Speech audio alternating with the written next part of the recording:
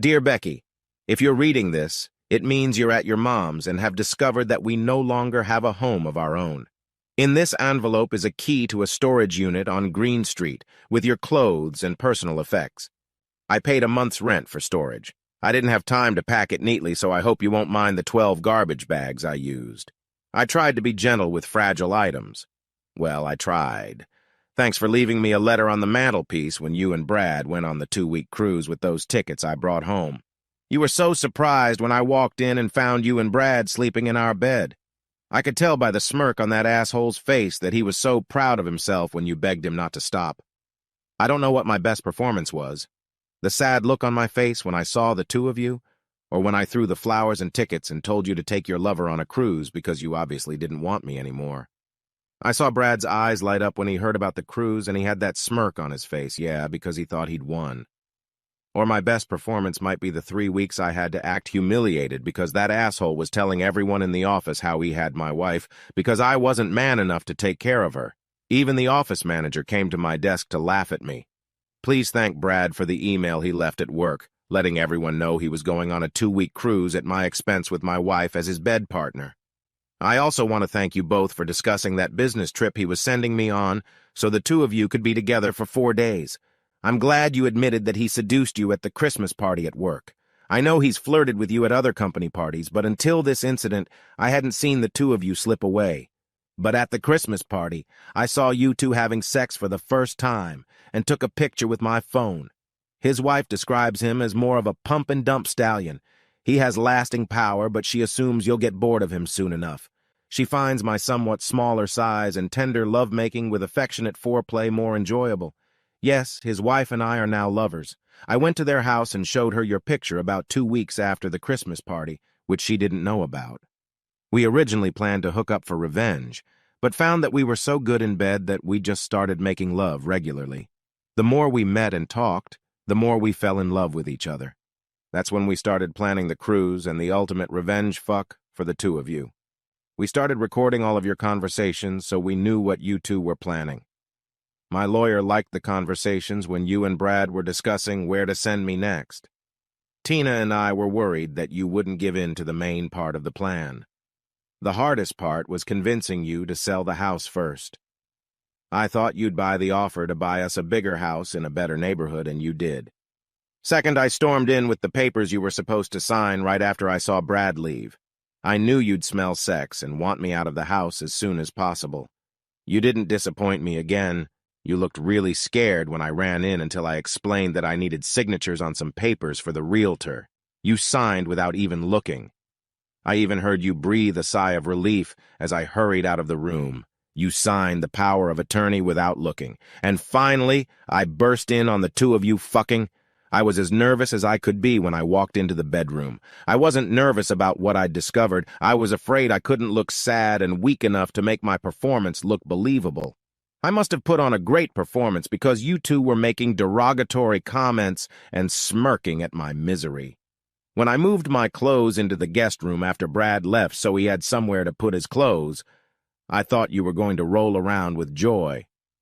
Then you used that sad, pouty voice to tell me you were sorry. When I turned around and looked at you with tears in my eyes, it was because I had to poke my fingers in them first to bring on the tears. I loved the way you grinned. I wanted to stay as far away from you as possible, just like Tina, Brad's wife, stayed away from him. I know he doesn't wear a wedding ring and tells women he's not married, but trust me, he's been married for 5 years. You, Becky, are about the 8th or 9th affair his wife has suspected since they got married. The reason for this letter is to tell you and Brad that Tina and I have dumped you cheaters. We're not asking for a divorce. If you two want a divorce, you're welcome to pay for it. Information for Brad. He will, of course, call you when he finds out that Tina has sublet their apartment. Unlike me, she donated his clothes to the Salvation Army. We found a couple willing buyers who bought all the furniture from our house and later their apartment. Tina and I need somewhere to live after our house was sold and her apartment sublet, so we went to Europe to think about it. Tina emptied the bank accounts but left the credit cards open for our trip since we were low on cash. Tell Brad he will definitely love all those frequent flyer miles we got for him. While you two were traveling, we spent a week in Europe, in top-notch five-star hotels, all on Brad's cards. You might regret choosing Brad. His credit limits aren't very high. In our first 4 days in Europe, we fully utilized 3 cards. Thank goodness he had 4 more to provide us with for the rest of the trip. Now that I've told Brad all the good news about Tina, our trip, the apartment, and the bank, I'm going to have to give him the bad news. I'm sure he'll be fired when he goes back to work. I filed an alienation of affection lawsuit against him, the branch manager, and the company. When my lawyer went to the main office in New York, the first thing he did was scroll through the tape of you and Brad when Brad bragged about sending me out of town to screw you. He then scrolled a tape of other employees coming up to my desk to humiliate me for being hornswoggled by Brad, with the branch manager joining in the humiliation. Next, the attorney presented Brad's email about the cruise on the company's server. After seeing and hearing all of this, the company's lawyers fully complied with our humble request for money and layoffs if I would sign a confidentiality agreement. They faxed the agreement to me at work. I signed and sent it back along with my resignation letter. They gave my attorney 2 checks, one for his fee and one for me, consisting of my cash pension, settlement, and any unused vacation days. I was retired before you and the asshole even boarded the ship. Tina also sold one of their cars and her sailboat. Tell Brad he should watch what he signs before he runs out the door. He, like you, gave Tina his power of attorney. She was going to sell the car you came home in, but decided it wouldn't do much considering how many payments were left.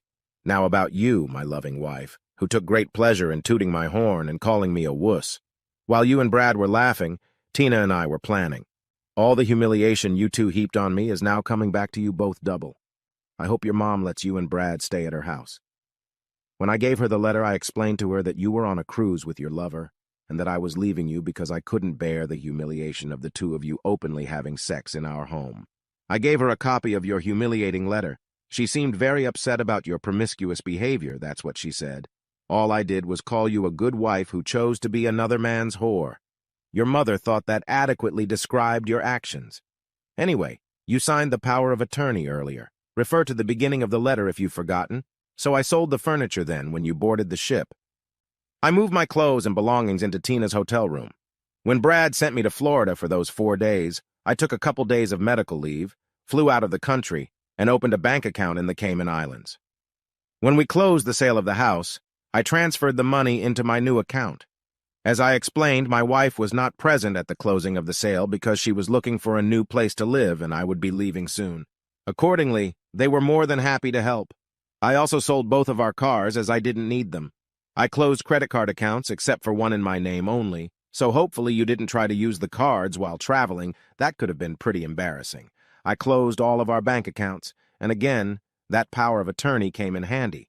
The home buyers happily transferred the money into my new account. Oh, I used your share of that money to pay off our joint credit cards before the cards were closed. I'm thoughtful, huh? I always thought you were one of the most beautiful women I'd ever seen until I met Tina. Now I know Brad is a fucking idiot for cheating on a goddess like Tina. She has shoulder-length brown hair and sparkling green eyes. She's short and slender, with perfect little breasts that won't sag to her navel like you will in a couple years, and a nice tight ass. She's 4 years younger than me, so I'll have a young mistress while Brad takes your much older ass. When we were in Europe, men watched with envy as she held my hand as we walked around. All eyes were fixed on us as we danced in the evenings. The stars watched as we made love every night. Tina and I hadn't decided where we would live yet. With our combined money, we don't have to work anymore, so we'll probably be traveling around looking for the perfect place to retire. I know you liked your part-time job because you said staying at home bored you. Well, now you can enjoy the benefits of working full-time. You and Brad could do a job search together, or you could always find an evening job on one of the corners downtown. You'll have all the size and color options you want and deserve. Just remember your weekly checkups and HIV tests, your ex-lover and ex-husband.